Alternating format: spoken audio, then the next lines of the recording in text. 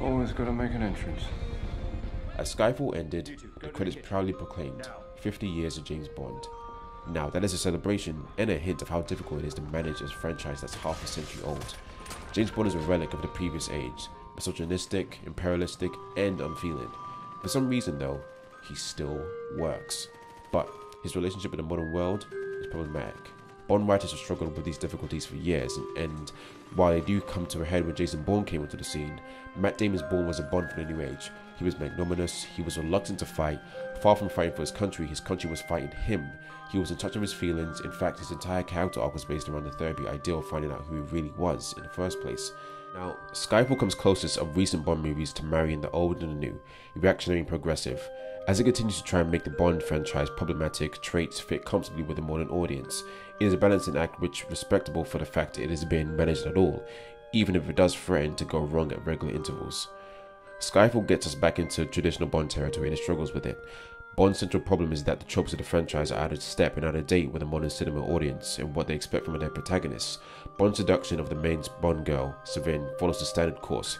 He seduces her, in this case taking the decidedly risky approach of simply walking into her bathroom and getting into the shower. He then uses her for purposes of the mission, after which she dies a violent death. The Bond villain, Silver, shoots her in the head rather than the shot glass resting on it. Bond's only response is to say, "Waste of a good whiskey." Now, he may be hiding his emotional reaction to not give everything away, I understand that, but the line comes across as brutish and uncaring and selfish, and as a protagonist, it's not a good feeling to make the audience see him in. Hello, James. Welcome. Do you like the island? My grandmother had an island. Nothing to boast of.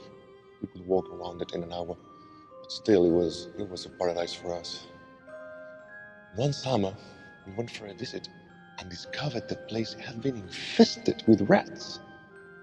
They'd come on a fishing boat and gorged themselves on coconut. So how do you get rats off an island? My grandmother showed me. We buried an oil drum and hinged the lid. Then we wired coconut to the lid as bait, and the rats would come for the coconut and thump, thump, thump, thump, thump, thump. They would fall into the drum. And after a month, we've trapped all the rats. But what do you do then? Throw the drum into the ocean? Burn it? No. You just leave it. And they begin to get hungry. And one by one, they start eating each other until there are only two left, the two survivors. And then what? Do you kill them? No. You take them and release them into the trees.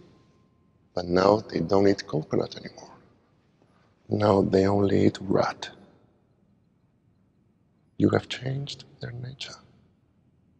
Skyfall tries to address the nervousness about the role of the Secret Service in modern British cinema, in which is quite a fresh way. M is told she's not allowed to operate in the shadows anymore and is forced to go in front of a public inquiry with a convincingly grandstanding MP. But even here, the speech suggests that the Secret Services should not be allowed to operate in the grey area because that's what is required to keep the country safe in the first place. Now, this corresponds strongly with the Secret Service arguments about secrecy and national security in real life. Bond's arc in this film is identical to that which his character has proven in the modern world. We find him unskilled, disenchanted, he's a borderline alcoholic, his aim is off, he's aging, and he doesn't believe in M or the Secret Service anymore. His struggle is to find where he belongs in the modern world, just as the franchise struggles to find where it belongs in the modern world. When it comes to 007, one thing is for sure, he truly is the last rat standing.